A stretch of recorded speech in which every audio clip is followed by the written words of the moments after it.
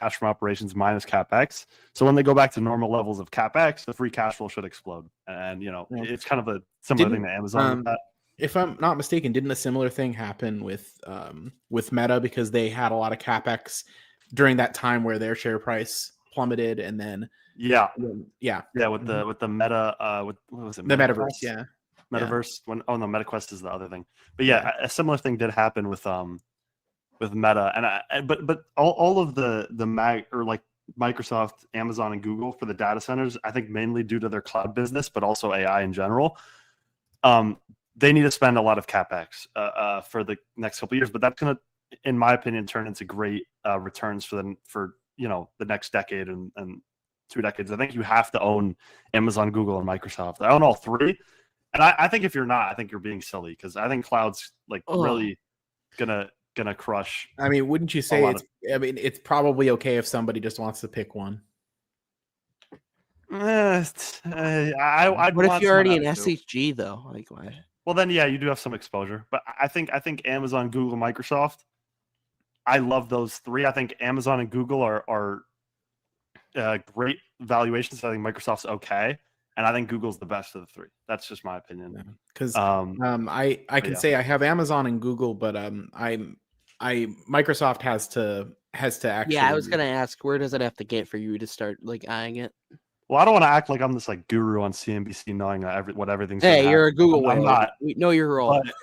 But I guess my opinion. What would you ask for my opinion on when I would? I've been adding slowly. I've been adding a little bit of Microsoft here. Not like a lot. Not like a lot. I technically bought $6 worth of my dividend. I hate to brag. I think 380. So I will say Microsoft. I don't think it's expensive or cheap. It's less expensive than I thought it was. So I'll say that right off the bat. I'm not saying it's cheap. It's definitely not cheap. It's not maybe not cheap, but actually, I'm gonna have to go ahead and agree with you that it's not terribly expensive either. Yeah, when it was at 450, that's expensive. The price is not great, not terrible. It's It's like I'm pulling up this thing on Finchat. Enough's enough.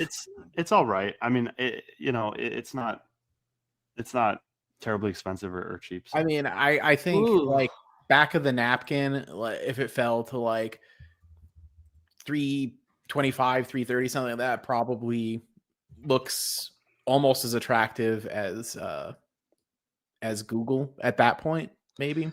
All right, so that means 350, 360. I mean, analysts have it as a strong buy. So I mean, analysts have anything as a strong buy. We could. I'm not even joking. Everybody name a stock in the comment section. Just name a stock, and I guarantee that analysts are going to have more buys. Coca-Cola. Coke. That Coke is that probably is a hold rating. Well, I don't know. These analysts are pretty. All right, Fiscal. What are you looking at valuation-wise for Microsoft? I was just using stock analysis on my end. Oh, okay. You drive the Finchat. You can just look at these numbers, right? Just look at these numbers. 30 times the earnings, and you're getting your projected earnings growth is around 15, 14, 13%. That's not bad. It's not cheap, but it's not bad. In my opinion, with how many segments Microsoft has, how wide of a moat it is, I don't think it's bad. Is the price to free cash flow inflated right now too because of how much capex they're doing? Yeah, it is because the price to operating cash flow is only 23. Okay. So if the capex went away, that would be essentially the price to free cash flow. Cool. That's kind of what Double D's was hinting at earlier.